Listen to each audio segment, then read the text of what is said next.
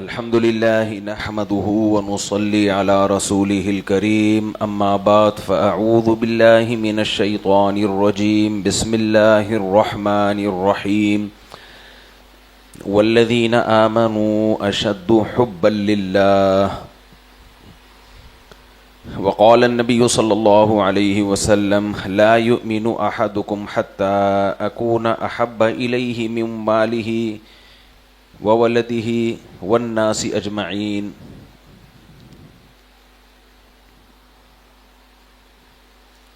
او کما قال صلی اللہ علیہ وسلم۔ قرآن مجید کی ایک آیت اور نبی کریم صلی اللہ علیہ وسلم کی ایک حدیث پڑھی ہے۔ اللہ تعالیٰ سے دعا ہے اللہ تعالیٰ صحیح طرح سے بات کہنے کی، سننے کی، سمجھنے کی، اور پھر ہم سب کو اللہ عمل کی توفیق عطا فرمائے۔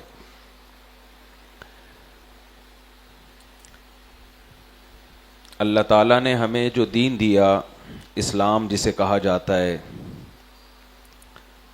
اتنا زبردست دین ہے، اتنا مزے کا دین ہے کہ اس سے زیادہ مزے کی دنیا میں کوئی چیز ہو نہیں سکتی۔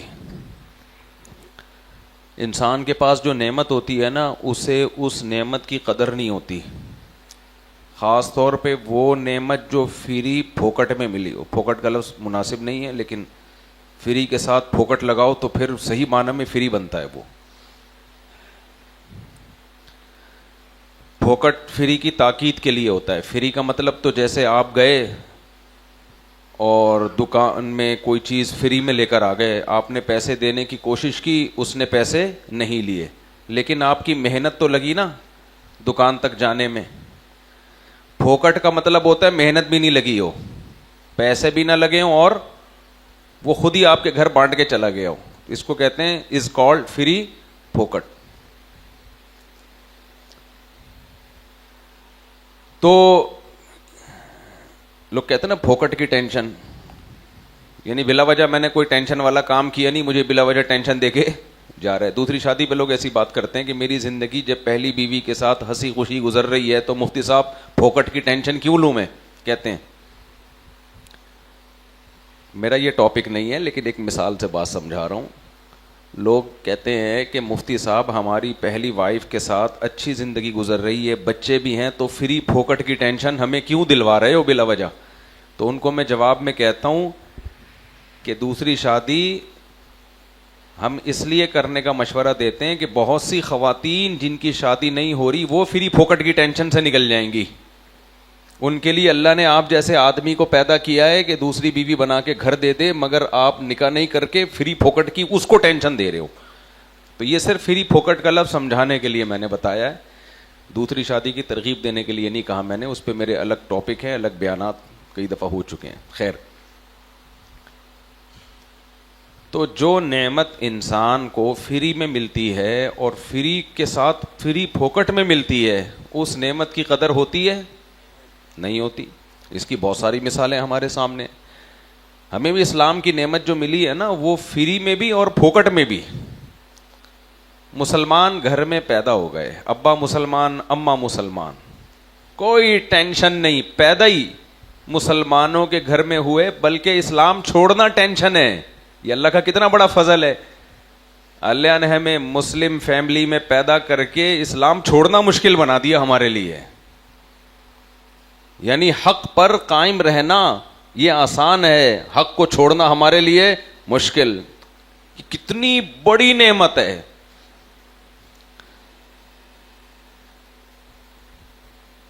حضرت مولانا الیاس رحمہ اللہ تعالی جو تبلیغی جماعت کے بانیوں میں سے ہیں، ان کی کتاب میں لکھا، انہوں نے فرمایا، ایک جگہ میں نے پڑھا علماء کے بارے میں کہ اللہ نے ہم پہ اتنا فضل کیا کہ ہمیں اسلام سے، ان کی بات کا مفہوم میں اپنے الفاظ میں بیان کر رہا ہوں، کہ ہمیں اسلام سے اتنی محبت دے دی کہ اسلام کے پھلنے پھولنے سے ہمیں خوشی ہوتی ہے۔ تو یہ تو کتنی بڑی نعمت ہے کہ اسلام سے محبت ہمیں دے دی اللہ نے، اب اسلام کے پھیلنے سے ہمیں خوشی ہو رہی ہے۔ تو کسی اچھے کام سے خوشی ہو، بعض دفعہ اچھا کام کیا جاتا ہے مجبوری میں، خوشی خوشی نہیں۔ جیسے ایک آدمی زنا سے بچتا ہے نوجوان زنا سے بچتا ہے, دل چاہ رہا ہے زنا کرنے کا, لیکن اللہ کے خوف سے وہ بچتا ہے, تو بچے گا تو لیکن خوشی خوشی نہیں, یہ سوچ کے کہ بس یار بس اللہ نے حرام کر دیا, بچ لو یار. کیا خیال ہے بھائی؟ جیسے آپ جمعہ پڑھنے آئے ہوئے ہیں, کوئی خوشی خوشی آئے ہوئے ہیں, انشاءاللہ خوشی خوشی آئے ہوئے ہوں گے, لیکن بہت سے لوگ آئے ہوئے ہیں اللہ نے فرض کیا ہے جانا پڑے گا بھائی. کیا خیال ہے؟ بعض نیکیاں ہوتی ہیں خوشی خوشی نہیں ہوتی, دل نہیں چاہ رہا ہوتا, پھر بھی انسان کرتا ہے کہ اللہ کو راضی کرنے کے لیے, دل میں خوشی نہیں ہوتی لیکن کرنا پڑتا ہے بھائی, مسلمان ہے. تو نیکی کا ثواب پھر بھی ملتا ہے اگر خوشی خوشی نہ ہو, بلکہ ڈبل ثواب ملتا ہے, ڈبل ثواب ملتا ہے نا, کیونکہ دل نہیں چاہ رہا پھر بھی نیکی کا کام کر رہا ہے, دل نہیں چاہ رہا پھر بھی برائی کو چھوڑ رہا ہے. قرآن کہتا ہے فَأَلْهَمَهَا فُجُورَهَا وَتَقْوَاهَا, انسان کی طبیعت برائی کی طرف مائل ہوتی ہے, لیکن وہ اس چاہت کے خلاف کام کر کے برائی سے بچتا ہے. دل چاہ رہا ہے کرنے کا کام, برائی کا کام, لیکن بچ جاتا ہے. اس پہ ثواب کتنا ملتا ہے؟ ڈبل. نبی کریم صلی اللہ علیہ وسلم نے ارشاد فرمایا, جو بزدل آدمی ہے اس کو جہاد کا ثواب ڈبل ملتا ہے. جو بزدل ہوتا ہے نا, کیونکہ اس کا تو لڑنے کا دل نہیں چاہ رہا ہوتا, ڈر لگ رہا ہوتا ہے, پھر بھی وہ اللہ کی راہ میں اللہ کے حکم پہ لڑتا ہے, تو اس کو ثواب بہادر کی نسبت بولو ڈبل ملتا ہے. جو قرآن اٹک اٹک کے پڑھتا ہے اس کو ثواب ڈبل ملتا ہے, کیونکہ اس کا دل نہیں چاہ رہا, اس کی روانی نہیں ہے. ثواب کتنا ہو گیا؟ ایک علمی پوائنٹ کی بات ہے, اس کو نوٹ کرو, کام کی بات ہے. اس کو ثواب کتنا مل گیا؟ بولو ڈبل مل گیا. دل نہیں چاہ رہا, روزہ رکھنے کا دل نہیں چاہ رہا پھر بھی رکھا, ثواب کتنا ہو گیا؟ آپ لوگ منہ سے بولو نا بھائی, آپ کا بولنے کا دل نہیں چاہ رہا پھر بھی بولو گے تو ڈبل ثواب ملے گا. کسی کا بھی دل نہیں چاہ رہا ریپلائی کرنے کا, ڈبل ثواب کی نیت سے. یہ جو بسوں میں ہوتا ہے نا ڈبل اے ڈبل اے, اس کا مطلب یہی ہوتا ہے, سنگل اے بولے کوئی نہیں چلے گا, ڈبل اے. تو جس نیکی کے کرنے کا دل نہ چاہے وہ نیکی کرو گے تو ثواب کتنا ملے گا؟ ڈبل ملے گا. برائی سے بچنے کا دل نہیں چاہ رہا پھر بھی بچو گے, ثواب ڈبل ملے گا. اللہ کی راہ میں لڑنے کا دل نہیں چاہ رہا, شہادت سے ڈر لگتا ہے, بہادری سے لڑنے سے ڈر لگتا ہے, پھر بھی لڑے گا, ثواب ڈبل ملے گا. دوسری شادی کا دل نہیں چاہ رہا, قوم کی خاطر عورتوں کو ٹھکانہ دینے کے لیے شادی کرے گا, ثواب بولو ڈبل ملے گا. اور اگر اس ڈبل کو 4-8 گنا بڑھانا چاہتا ہے تو بڑھانے کا آپشن بھی ہے, لیکن یاد رکھو صرف ثواب ملے گا, یہ ذہن میں رکھنا. لوگ خوشی میں آ جاتے ہیں, اچھا یار یہ تو بڑا صرف کیا ملے گا؟ ثواب ملے. اور میں واقعہ سناتا ہوں نا, ایک صاحب آئے, بہت پرانی بات ہے, 20-25 سال ہو گئے, مجھے کہنے لگے مفتی صاحب ایک دودھ پتی پلانی ہے, بہت اہم مشورہ ہے. اصل میں تو مشورہ کرنا تھا, انہوں نے کہا ایسے نہیں, الگ سے ہوٹل میں لے جا کے دودھ پتی سامنے ہوگی پھر, تاکہ آپ بالکل فوکس سے مجھے مشورہ دے سکیں. بات کتنی پرانی ہے؟ 20-25 سال پرانی بات. میں نے کہا ویسے ہی مشورہ, کہنے نہیں ایسے نہیں, فوکس رہے آپ کا, کیونکہ بہت امپورٹنٹ مشورہ لینا چاہتا ہوں. ہوٹل میں لے گئے, دودھ پتی کا آرڈر کیا, ہمارے سامنے دودھ پتی, ان کے سامنے دودھ پتی, کڑک سی کراچی کی.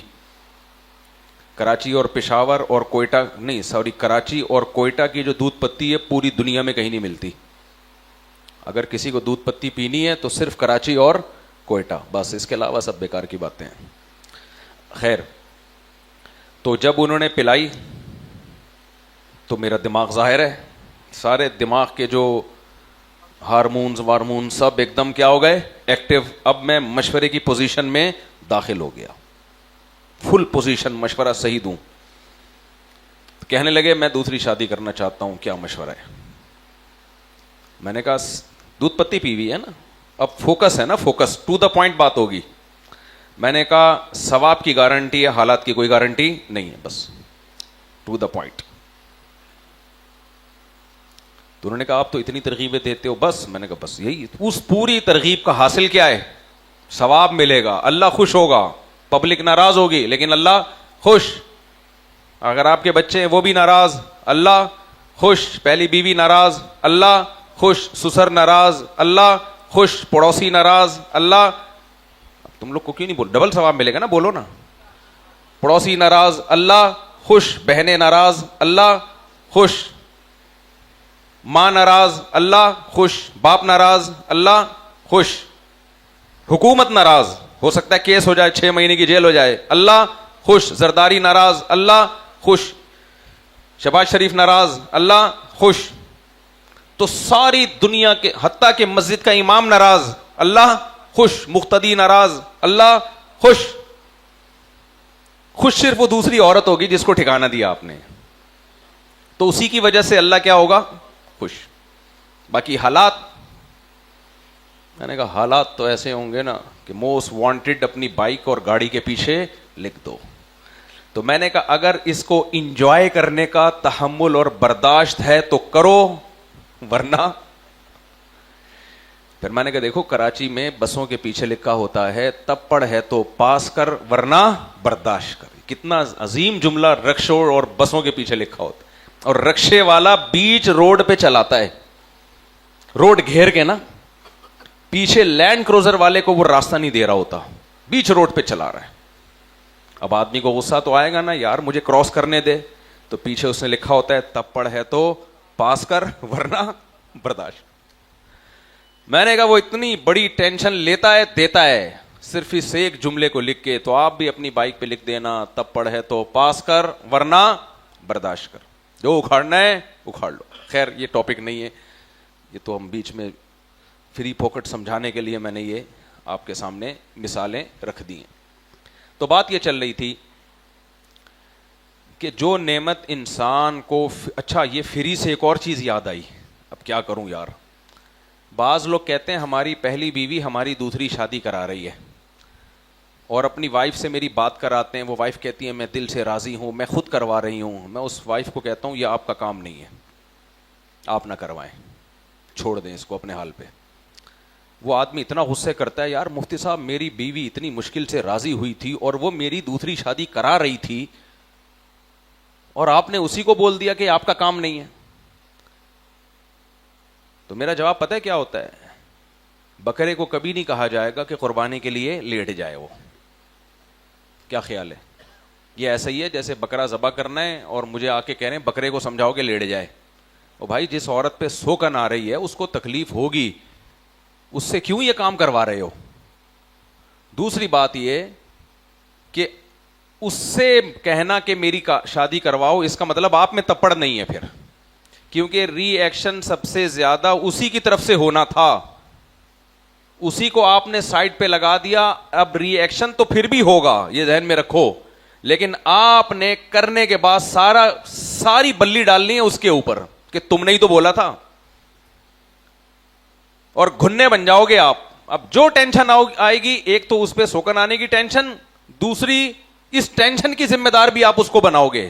اس لیے میں عورتوں کو کہتا ہوں آپ کا یہ کام نہیں ہے اپنے میاں کو دوسری شادی کی ترغیب دینا, آپ کا یہ کام نہیں ہے. آپ بولو بھائی مجھے میرے حقوق چاہیے, کرنا نہ کرنا یہ آپ کا ہیڈ ایک ہے, مجھے میرے حقوق میں ذرا کوتاہی ہوئی نہیں چھوڑوں گی میں. عورت کا کام یہی ہے. ہمارے نبی نے جتنی شادیاں کی ہیں امی عائشہ نے تھوڑی کرائی تھی, نہیں آئی سمجھ بات. حضرت سودا حضرت عائشہ نبی کے نکاح میں تھی, تو باقی ساری شادیاں حضرت سودا حضرت عائشہ نے تھوڑی کروائی تھی, نبی نے کر لی, بتا دیا, بس اس طرح ہوا ہے.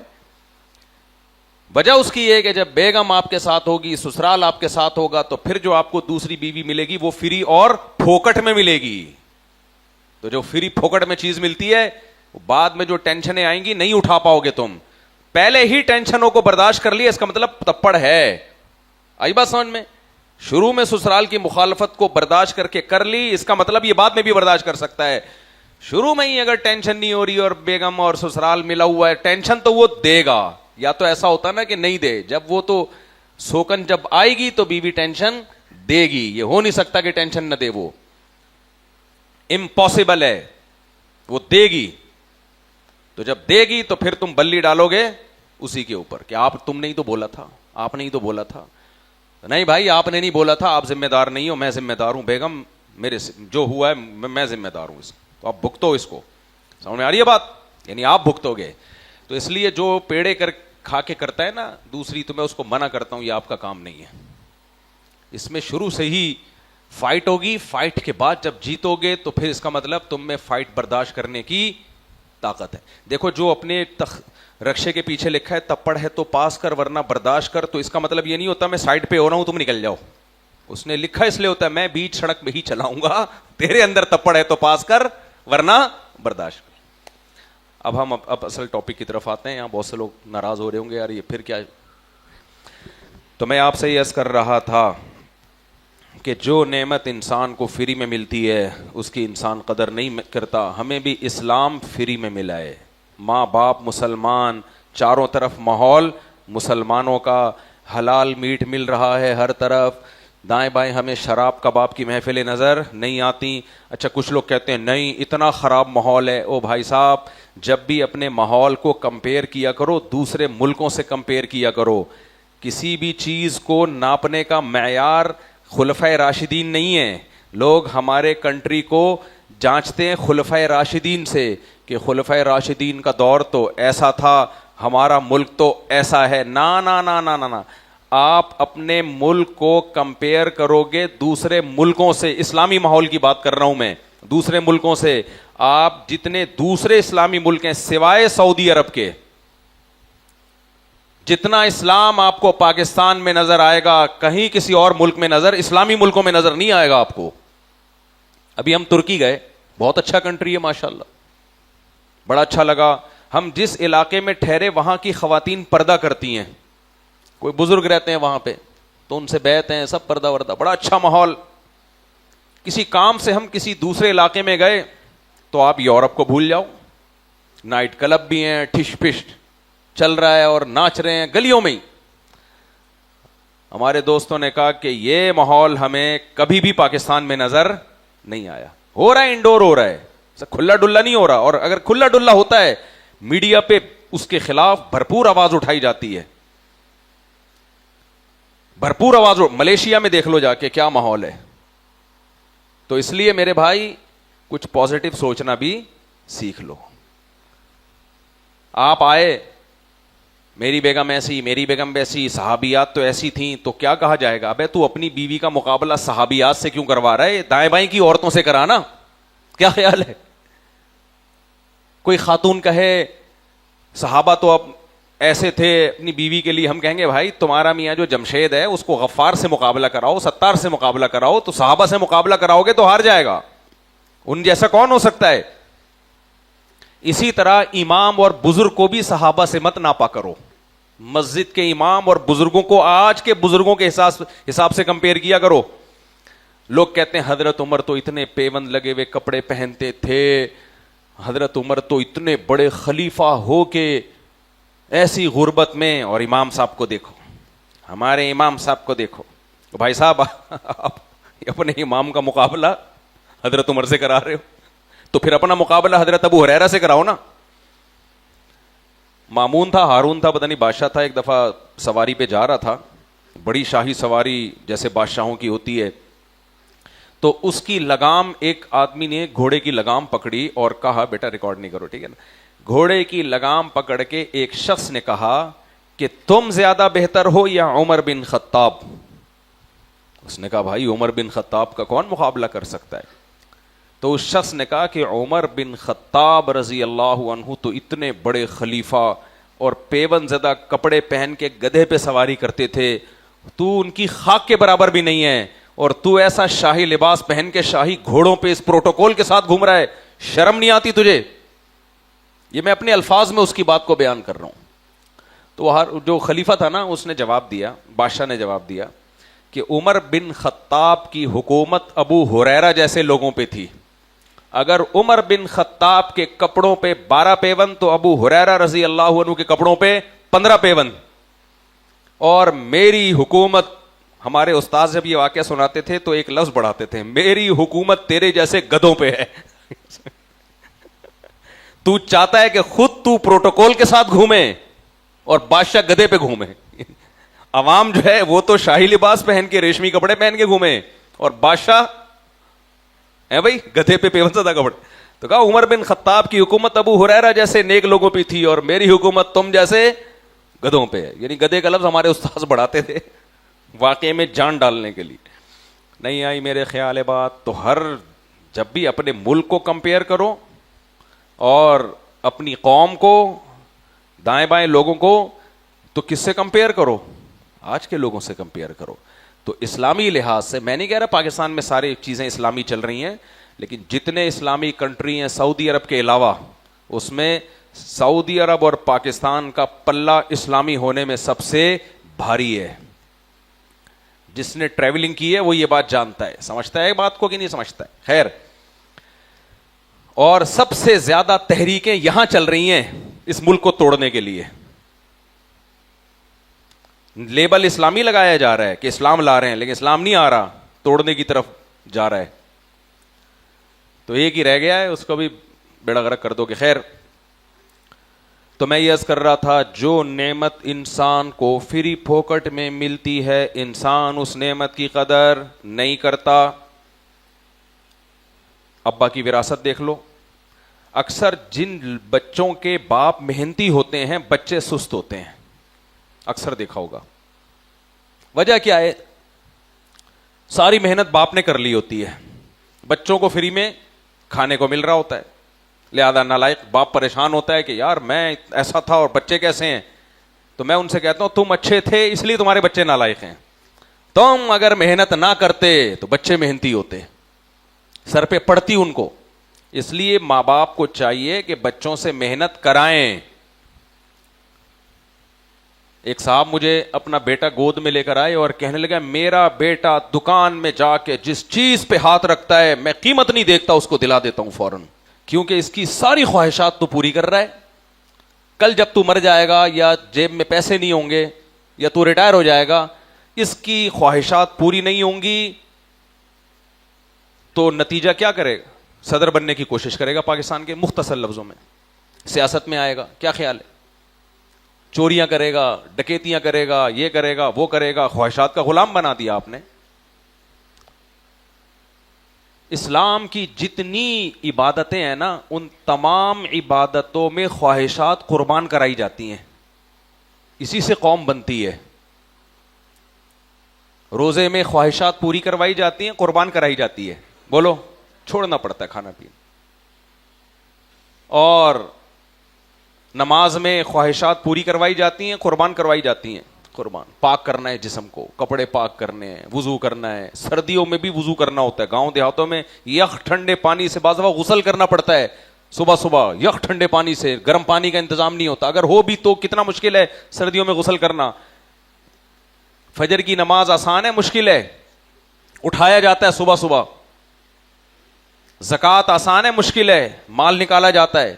اسلام میں لینے کے فضائل نہیں ہے پیسہ, پیسہ دینے کے فضائل ہیں. بوڑھے ماں باپ کے سامنے اف مت کرو, آسان کام ہے مشکل کام ہے. انگریز نے آسان کام کیا, ابا کو اٹھا کے عیدی سینٹر میں جمع کرا دیا. اس نے مشکل کام کیا, آسان کام کیا. آسان یہ ابا اماں کو اٹھا کے کہاں جمع کرا دو؟ عیدی سینٹر. ان کو لوگ کے جو عیدی سینٹر ہوتے ہیں, اولڈ ہاؤس جسے کہا جاتا ہے, ہوتا وہ عیدی سینٹر ہی ہے. اسلام میں تو ساری صبح سے لے کے شام تک مشکلات ہی ہیں. آپ کہہ سکتے ہو یہ دوسری شادی پہ جو آپ بات کرتے ہو بڑے مزے کا کام ہے, تو کر کیوں نہیں لیتے؟ مزے کا کام ہے تو یہ بھی تو مشکلات ہیں, ذمہ داریاں بڑھ گئیں. تو اب آپ کہہ سکتے ہو مفتی صاحب ابھی آپ کہہ رہے تھے اسلام بڑا مزیدار مذہب ہے, اب آپ کہہ رہے ہو اسلام میں مشکلات ہی مشکلات ہیں. وہ میں بتاؤں گا انشاءاللہ, وہ میں بتاؤں گا, اس کو ایکسپلین کروں گا انشاءاللہ. مشکلات ہی مشکلات. صفائی ہمارے مذہب کا حصہ ہے. خود کو گندا رکھنا آسان ہے, صاف رکھنا آسان ہے, یا گندا رکھنا آسان ہے؟ گندا رکھنا. بغلوں کے بال چھوڑ دیں آپ, بڑھتے چلے جائیں گے. زیر ناف بال چھوڑ دیں آپ, بڑھتے چلے جائیں گے. کوئی محنت نہیں کرنی پڑے گی. کیا خیال ہے؟ نبی نے فرمایا ہر مسلمان پہ لازم ہے ہفتے میں ایک دفعہ کم از کم لازمی غسل کرے. صحیح حدیث ہے, کم سے کم ہفتے میں ایک دفعہ غسل کرنا حدیث کے مطابق مسلمان پر لازم ہے. اور اگر غسل فرض ہو جائے, نائٹ فال ہو گیا یا غسل جنابت, تو وہ تو پھر جتنی دفعہ اتنی دفعہ غسل کرنا پڑے گا. آسان ہے مشکل ہے؟ ایک خاتون کا کیس ہمارے پاس آیا, وہ خاتون اپنے میاں سے خلا مانگ رہی تھی. میں نے کہا وہ کیوں بھائی؟ کہ نہیں, یہ کمبخت غسل جنابت ہی نہیں کرتا. ایسے ایسے مارکیٹ میں مسلمان میاں آ رہے ہیں. اب یہ غیر مسلموں میں تو سنا تھا, غیر مسلموں میں, کہ وہ میاں بیوی کا ملاپ ہوتا ہے اور غسل کیے بغیر آفس چلے جاتے ہیں. مسلمانوں میں خدا کی قسم پہلی دفعہ سنا ہے میں نے. اچھا بھلا پڑھا لکھا آدمی ہے, اور بیگم کہہ رہی ہے کمبخت غسل جنابت ہی نہیں کرتا ہے یہ.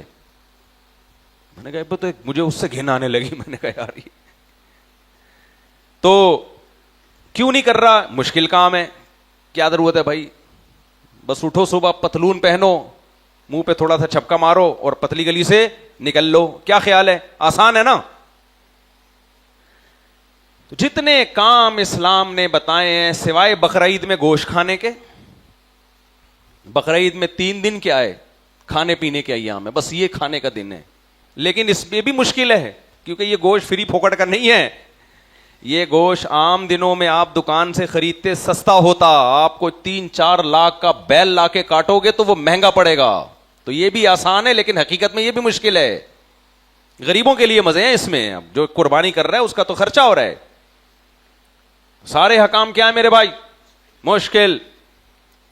غصہ جاری کرنا آسان, غصہ پینا مشکل.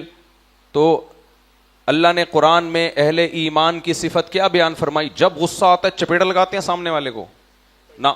والکاظمین الغیظ, ایمان والے لوگ غصے کے کڑوے گھونٹ کو پیتے ہیں, بہت دیکھ کے جاری کرتے ہیں. غصہ کے جاری کرنے کا موقع بھی ہے یا نہیں, ورنہ کیا کرتے ہیں؟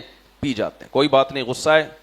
میں نے اپنے بزرگوں کو دیکھا ہے, اللہ ان کی عمر میں برکت دے.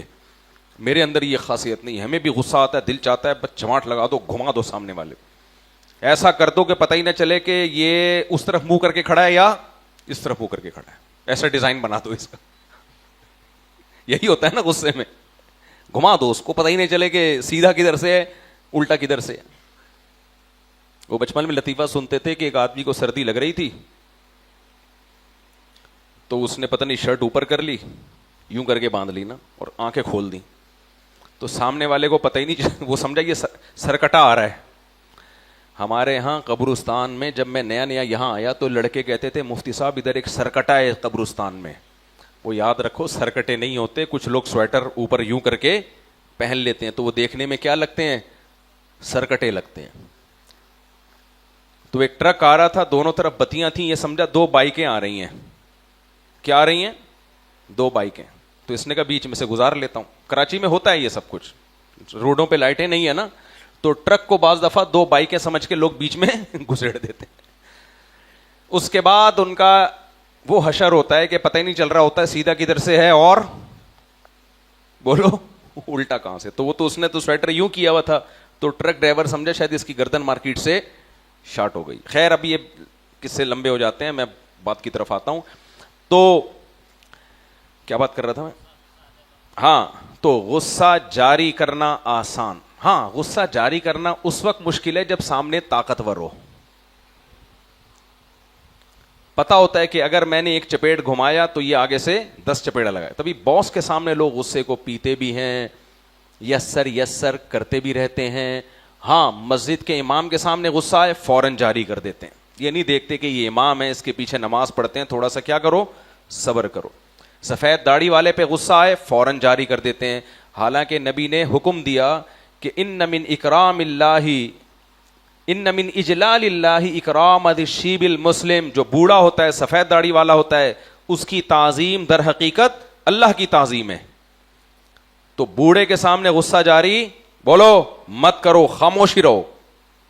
مجھے بڑا غصہ آتا ہے, لوگ مسجد میں کہتے ہیں ہماری مسجد میں فلاں بڈھا, وہ یہ بڑا چیختا ہے. یار یہ بڈھے کا لفظ نہ بولو, بزرگ بول لو یار. کہاں سے ڈراموں سے سیکھ رہے ہو, فلموں سے سیکھ رہے ہو, کہاں سے سیکھ رہے ہو؟ پہلے زمانے میں جب اسلام دنیا میں غالب تھا نا, اتنی رسپیکٹ ہوتی تھی بزرگوں کی کہ لوگ داڑھی سفید کیا کرتے تھے. آج داڑھی جو سفید ہے وہ کالی کر رہا ہوتا ہے. تاکہ جوان نظر آؤں. پہلے زمانے میں جب مسلمانوں میں بزرگوں کا احترام تھا نا ان احادیث کی وجہ سے کہ بھائی سفید ریش کا ہم نے کیا کرنا ہے, احترام, تو اتنا رواج بڑھ گیا تھا. جوان جوان لوگ داڑیاں سفید کرتے تھے تاکہ میچور نظر آئیں, بوڑھے نظر آئیں, اور لوگ ہماری رائے کو ویلیو دیں, لوگ ہمیں رسپیکٹ دیں. یہاں تک کہ فقہا کو لکھنا پڑا کہ جیسے داڑھی کو کالا کرنا غلط ہے, سفید کرنا بھی کیا ہے, غلط ہے. یہ مسئلہ لکھنا پڑا کہ دھوکہ دے رہے ہو لوگوں کو, تم ہو نہیں بزرگ, بلا وجہ زبردستی بزرگ بن رہے ہو. یہ اس زمانے کی بات ہے جب اسلام دنیا میں غالب تھا اور مسلمان اپنے دین پر تھا. اتنا احترام ہے اسلام میں بزرگ کا. لیکن لوگ کیسے بات کر رہے ہوتے ہیں, بڈھے کو دیکھو کیا ہو گیا, بڈھا پاگل ہو گیا, بڈھا سٹیا. مجھے یہ اچھا نہیں لگ رہا یہ الفاظ بولتے ہوئے, لیکن مارکیٹ میں یہ الفاظ چل رہے ہیں. یار بوڑھا ہے, ڈانٹ دیا, چپ کر کے بیٹھ جاؤ یار, آگے سے جواب کیوں دے رہے ہو. لیکن بریکیں فیل ہیں. یہی باس جب ہوگا نا جس کے بارے میں خطرہ ہے کہ میں جاب سے نکال دوں گا, پھر دیکھو یس سر جی سر. میں نے حکومتی اداروں میں یہ منظر اپنی آنکھوں سے دیکھا ہے, یس سر جی سر والا. میرا پلاٹ کا بزنس تھا نا 15-20 سال پہلے, مجھے کسی پلاٹ کی فائل کے سلسلے میں کسی حکومتی ادارے میں جانا پڑ گیا. تو میں نے دیکھا وہ جو آفیسر ہے نا جس کا کام ہے آخر میں جب وہ سائن کرے گا تو اپروول ہوگی, اس کے سائن کے بغیر اپروول نہیں ہوگی. تو جو دائیں بائیں لوگ بیٹھے ہوئے تھے وہ آفیسر بہت بدتمیزی سے ان سے بات کر رہا تھا. میں بہت آبزرو کرتا ہوں ان چیزوں کو, بدتمیزی سے بات کر رہا تھا. تو وہ جتنے بھی تھے نا وہ نو سر یس سر جی سر, ایک کو بھی غصہ نہیں آ رہا. میں کہہ رہا یار یہ آفیسر کس بدتمیزی سے بات کر رہا ہے, مگر ان لوگوں میں کسی ایک نے بھی غصے کا اظہار نہیں کیا ہے. اتنی برداشت. ایک وکیل آیا, اس آفیسر سے کہا کہ سر پلیز اس پہ سائن کر دیں, بڑی مہربانی ہوگی سر پلیز. بڑے آرام سے, جیسے قرآن نے کہا نا ماں باپ کے سامنے میٹھے لہجے میں بات کرو, تو اس سے بھی زیادہ میٹھے لہجے میں کس سے بات کر رہے ہیں, آفیسر سے. کوئی کلائنٹ ہوگا, اس کی کوئی فائل اٹکی ہوئی ہوگی, تو سر پلیز, آپ سر پلیز, بہت آہستہ آواز میں, بہت ہی آہستہ, سر پلیز. اور وکیل بھی بڑا وکیل. میں نے دیکھا کہ آفیسر کو غصہ آیا, اس نے اٹھا کے فائل ایسے کر کے دیوار پہ ماری ہے. آدمی کی کھوپڑی گھومے گی کہ نہیں گھومے گی کہ یار آپ سائن نہیں کرتے تو یہ بدتمیزی تو نہ کرو نا, فائل اٹھا کے آپ دیوار پہ مار رہے ہو. پھر بھی غصہ نہیں آیا. یہ منظر میں نے اپنی آنکھوں سے دیکھا ہے, اور میں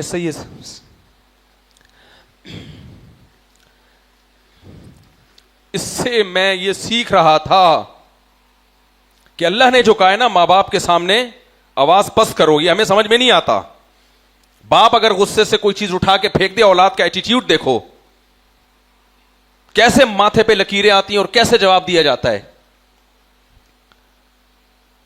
لیکن باپ کے سامنے, ماں کے سامنے اور باپ کے سامنے یہ رویہ برداشت بولو نہیں ہوتا. لیکن اس وکیل کو میں نے دیکھا کہ آفیسر نے جب فائل اٹھا کے پھینکی ہے نا ایسے, پھر بھی وکیل کو غصہ نہیں آیا. فائل اٹھا کے لایا, پھر سر سے ریکویسٹ کرنے لگا, سر پلیز سر پلیز, اور بالآخر اس نے سائن کر دیے. سمجھ میں آ رہی ہے بات کہ نہیں آ رہی ہے؟ تو یہ جو کہتے ہیں نا ہمیں ماں باپ کے سامنے زبان چل جاتی ہے, ہم سے برداشت نہیں ہوتا, بھائی آپ سے برداشت ہوتا ہے. دو ٹیکنیکل فالٹ ہیں آپ کے اندر. ایک ماں باپ کے احسانات بھول گئے ہو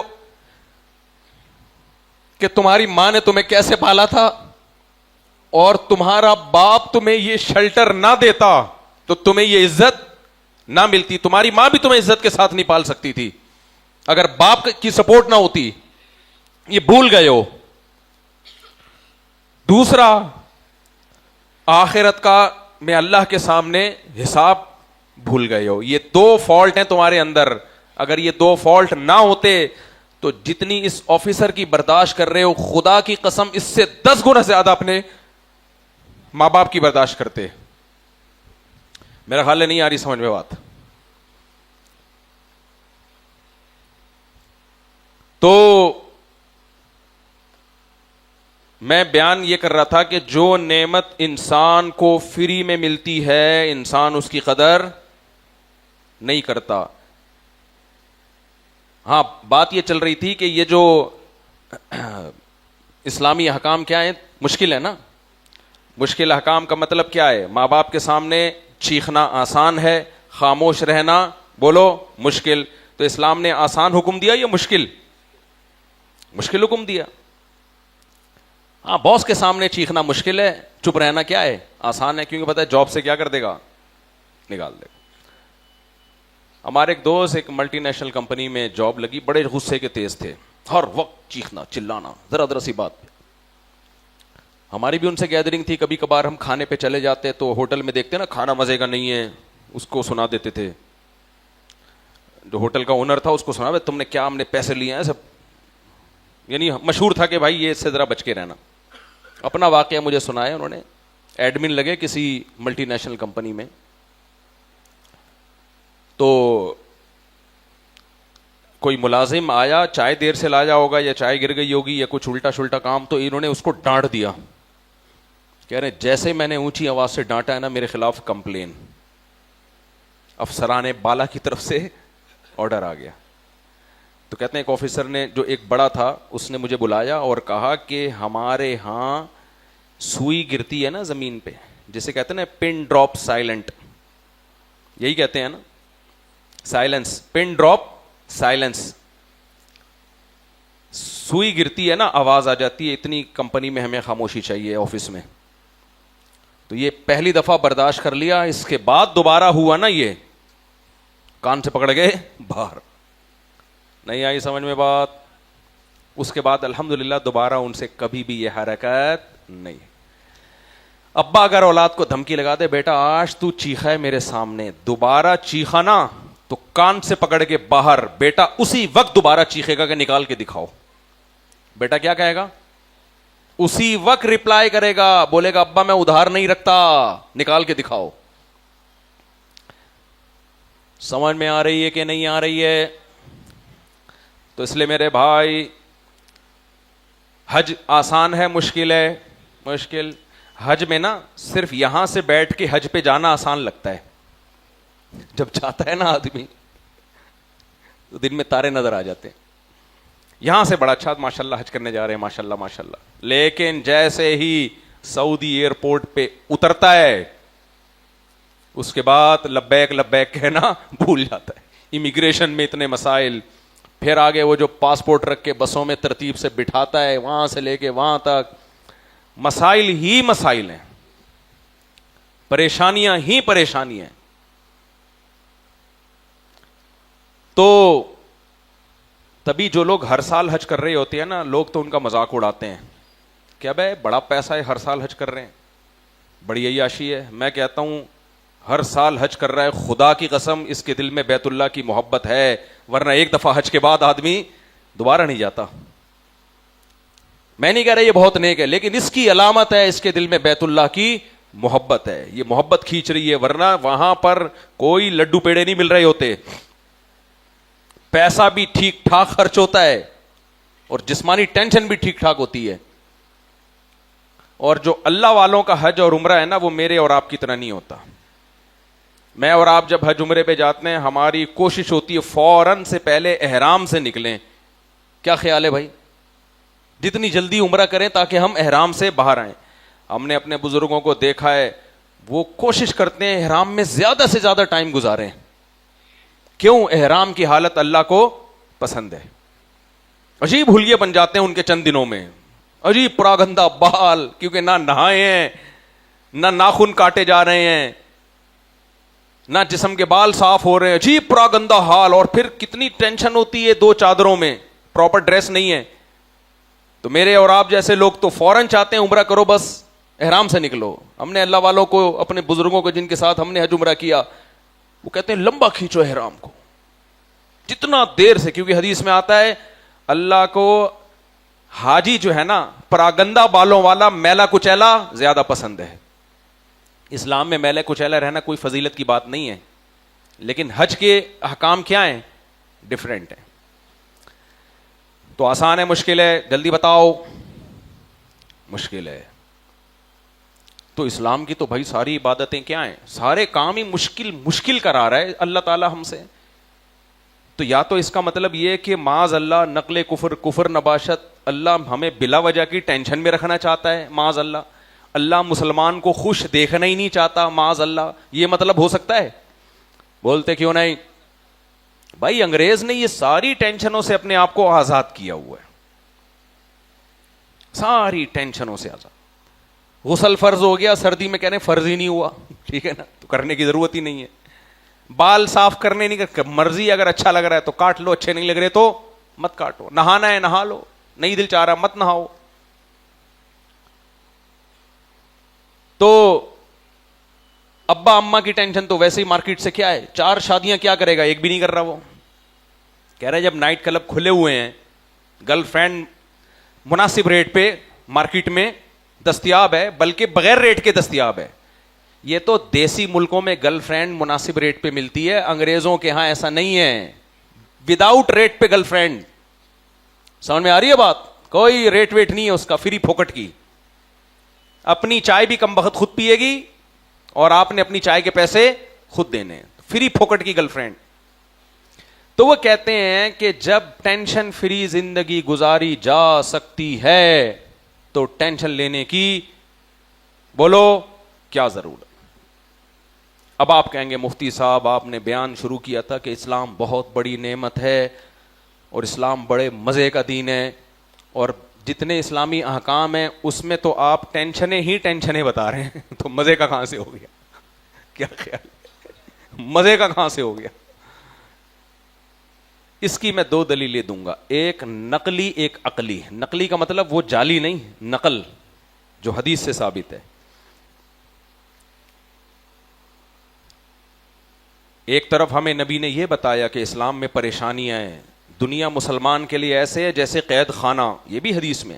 لیکن دوسری طرف حدیث نے ہمیں کیا بتایا, ذاق طعم الایمان من رضی باللہ ربا وبالاسلام دینا وبمحمد صلی اللہ علیہ وسلم نبیا. نبی نے فرمایا جس نے اللہ کو اللہ مان لیا, اسلام کو اسلام مان لیا, اپنا دین مان لیا, اور نبی کو رسول مان لیا, وہ ایمان کا ذائقہ چکھ لے گا.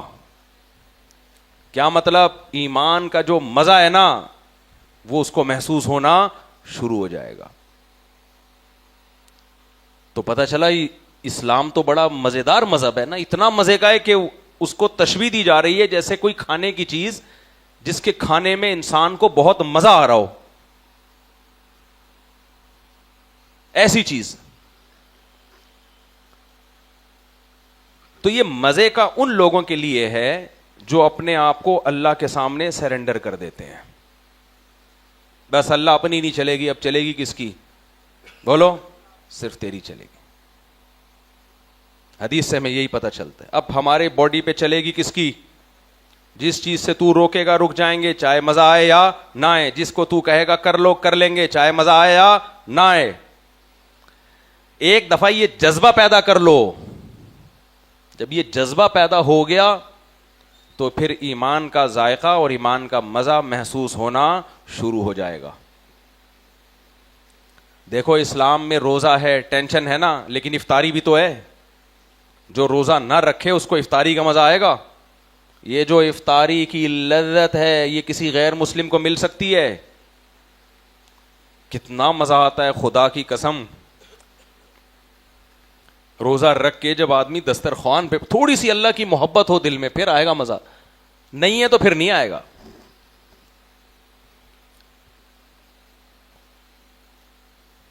اللہ کی محبت ہو نا, روزہ رکھ کے جب آپ دسترخوان پہ بیٹھتے ہیں بھوکے پیاسے, اللہ کے حکم سے رکے ہوئے تھے, اب اللہ کے حکم پہ کھا رہے ہیں. جس کے دل میں اللہ کی ذرا سی محبت ہوگی, خدا کی قسم اسے اس کھانے کا مزہ تھوڑا نہیں بلکہ بہت زیادہ مزہ آئے گا. میں نہیں کہہ رہا کہ میں کوئی اللہ والا ہوں, میں کوئی نیک ہوں, لیکن میرے جیسے نالائق کو تو بڑا مزہ آتا ہے. 4 کھجوریں بھی کھا لو نا, جو جسم میں طاقت آتی ہے. پھر جب ہم یہ دعا پڑھتے ہیں اتنا مزہ آتا ہے. نبی کریم صلی اللہ علیہ وسلم افطاری کے بعد یہ دعا پڑھتے تھے, ذهب الظما, پیاس چلی گئی, وابتلت العروق, یہ دعا پڑھنے میں اتنا مزہ آ رہا ہے, سوچو ٹائم پہ پڑھنے میں کتنا مزہ آئے گا. ذهب الظما, پیاس چلی گئی, کیونکہ بڑے تڑپ رہے تھے نا پیاس سے. جون جولائی کے گرمیوں کے روزے محنت کے بعد کتنا تڑپتا ہے انسان, اللہ کے لیے تڑپا ہے روزے میں. تو جب 2 گھونٹ ٹھنڈے پانی کے پیتا ہے, چائنا والوں کی طرح افطاری میں گرم پانی نہ کیا کرو, ان کو کسی نے بیوقوف بنا دیا کہ گرم گرم پانی پہ لگا دیا ہے. کوئی میڈیکلی اس کا کوئی ثبوت نہیں ہے گرم پانی پینا. سمجھ میں آ رہی ہے بات؟ ہمارے نبی بھی ٹھنڈا پانی, اگرچہ کنووں کا ٹھنڈا ہوتا تھا نیچرل, تو یہ چائنا والوں کی جو عمریں لمبی ہوتی ہیں یہ گرم پانی کی وجہ سے نہیں, کوئی اور وجہ سے ہوتی ہیں. یہ میں نے بہت ریسرچ کی ہے. ہاں, کھانا کھانے کے فوراً بعد یک ٹھنڈا پانی پینے سے قبض کا خطرہ ہوتا ہے, وہ ٹھیک ہے. اور کھانے کے فوراً بعد تھوڑا گرم پیو گے تو معدے کی موومنٹ بڑھ جاتی ہے, بس اس سے زیادہ کچھ بھی نہیں ہے. تو جن کا معدہ کمزور ہے وہ کھانے کے فوراً بعد ٹھنڈا نہ پیے, ورنہ پانی ہمیشہ کیسا پیا جاتا ہے؟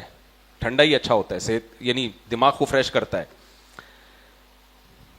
تو اور میں ایک ملفوظ میرا یاد رکھو, گرم پانی پی کے زندہ رہنے سے بہتر ہے ٹھنڈا پانی پی کے مر جائے آدمی. پانی ہی تو لذت ہے یار پیاس کے وقت, اسی میں تم ہمیں کھولتا ہوا گرم پلا رہے ہو. جو نعمت دنیا کی سب سے بڑی نعمت ہے وہ تم ہمیں گرم پلا رہے ہو. عجیب. ہمارے نبی نے دعائیں مانگی ہیں, اے اللہ اپنی محبت میرے دل میں ٹھنڈے پانی سے بھی زیادہ محبوب بنا دے. وَمِنَ الْمَاءِ الْبَارِدِ, یعنی نبی کہہ رہے ہیں اللہ مجھے ٹھنڈا پانی جتنا محبوب ہے نا گرمیوں میں پیاس میں, اپنی محبت مجھے اس سے بھی زیادہ محبوب بنا دے. اس کا مطلب ٹھنڈا پانی پیاس کی حالت میں, یک ٹھنڈا, یک نہیں یعنی یک میں نے اپنی طرف سے بڑھا دیا, پیاس کی حالت میں ٹھنڈا پانی اتنی لذیذ چیز ہے کہ حدیث میں اس کی مثالیں دی جا رہی ہیں. اور چائنا میں کوئی مسلمان افطار کس سے کر رہا ہے؟ گرم پانی سے. تو ہر ترقی یافتہ ملک کی ہر چیز لینے کی نہیں ہوتی, سمجھ رہے ہو؟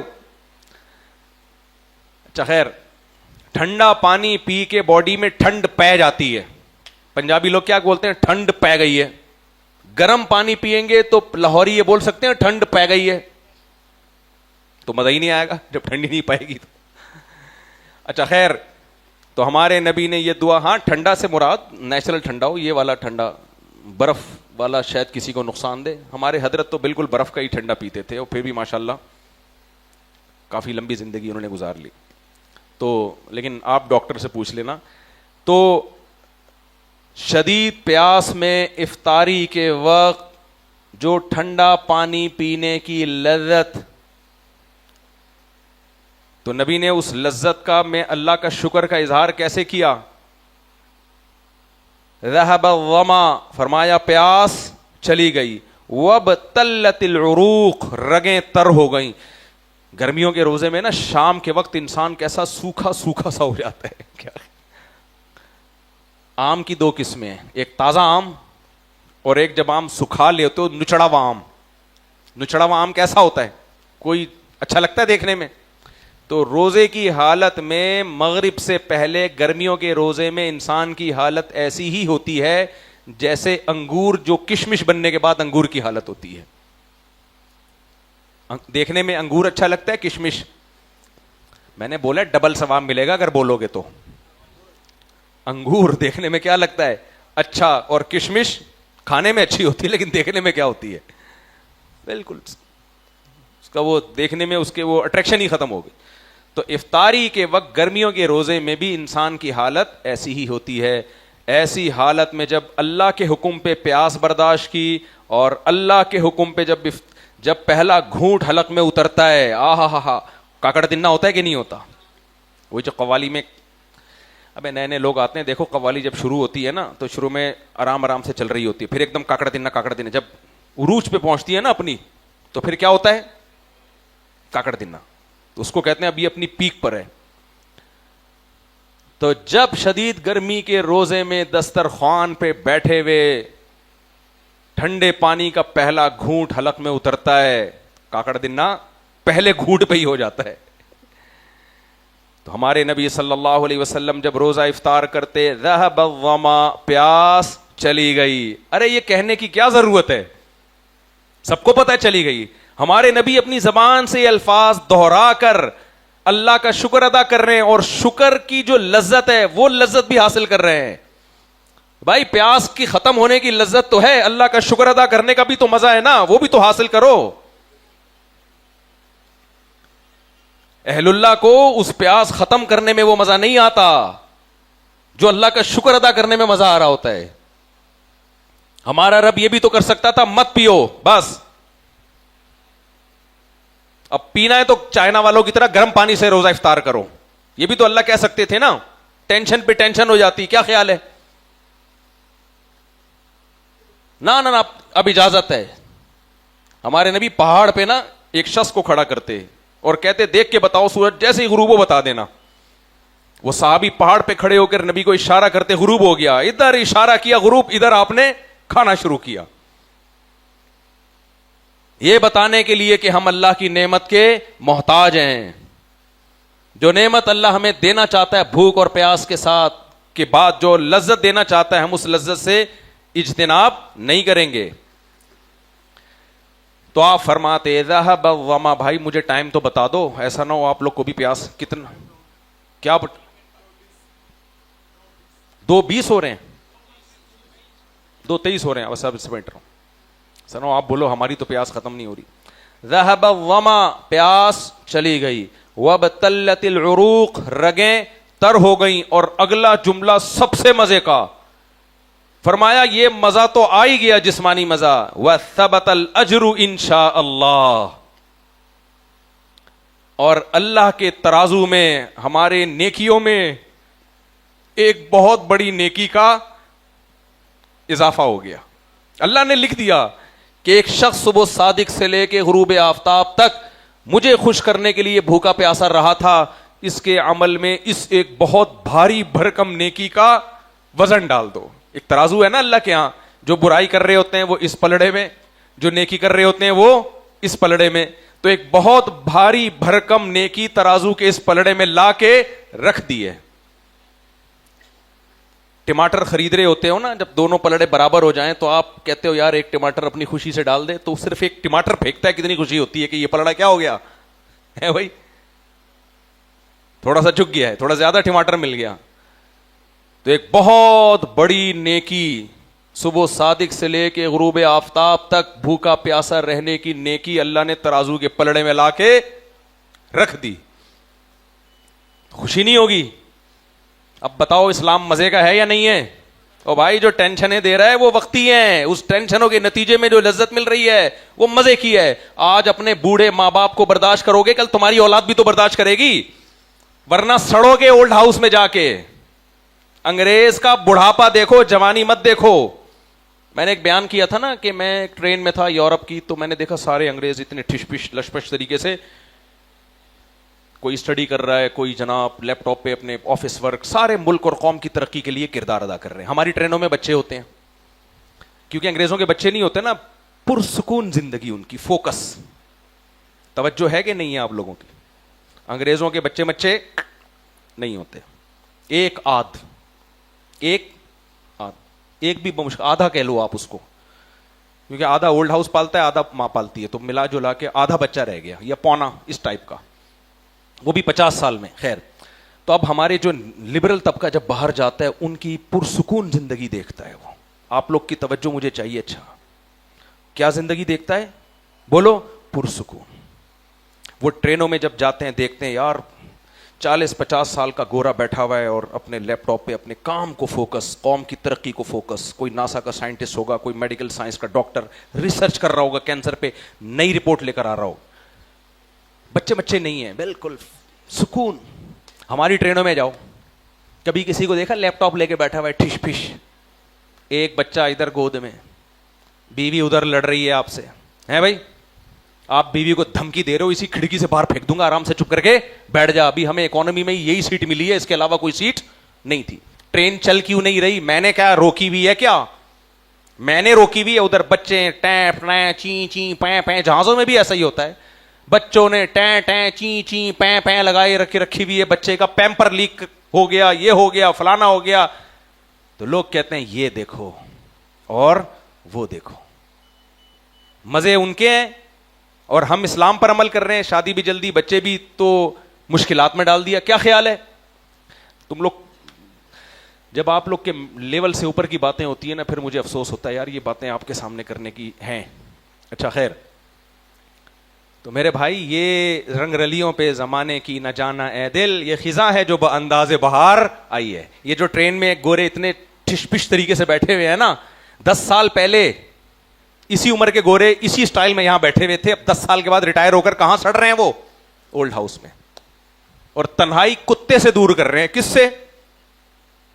بہو کا کام بھی کتا کر رہا ہے, بیٹے کا کام بھی کتا کر رہا ہے, بیوی کا کام بھی, بولو نا, جو بیوی سے محبت چاہیے وہ بھی کتے سے مل رہی ہے, جو بیٹے سے محبت چاہیے وہ بھی کس سے مل رہی ہے, کتے سے, جو بہو سے محبت چاہیے وہ بھی کس سے مل رہی ہے, کتے سے, جو پوتے سے محبت چاہیے وہ کس سے مل رہی ہے, کتے سے, جو نواسے سے محبت چاہیے وہ کس سے مل رہی ہے, کتے سے مل رہی ہے, جو بوڑھے باپ دادا بھی ہوتے ہیں نا گھر میں, ان سے جو محبت چاہیے وہ کس سے مل رہی ہے, کتے سے مل رہی ہے. عورت کا بھی یہی حال ہے, جو شوہر سے محبت چاہیے وہ کس سے مل رہی ہے, کتے سے مل رہی ہے. بچے سے کتے سے, جو ٹھیاؤں آئی بات سمجھ میں اس کو اسکپ کر رہا ہوں.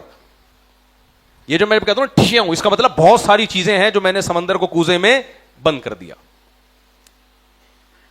تو میرے بھائی یہ جو دیکھ رہے ہو نا تم ٹرینوں میں ٹھش پھش, اس کو بولو تم 10 سال کے بعد تمہارا انجام کیا ہوگا, تو بتائے گا وہی ہے جو میرے باپ کا انجام ہوا ہے. جا کے دیکھ لو اولڈ ہاؤس میں. تو اسلام ٹینشنیں دیتا ہے, لیکن ان ٹینشنوں کے آگے کیا ہے, خوشیاں ہیں, راحتیں ہیں. نماز پڑھنا مشکل ہے, پڑھنے کے بعد سکون ملتا ہے کہ نہیں ملتا. روزہ رکھنا مشکل ہے, رکھنے کے بعد مزے ہی مزے. شراب پینا آسان ہے, پینے کے بعد زندگی برباد. بچنا مشکل ہے, لیکن جو بچے ہوئے ان کی زندگی آباد.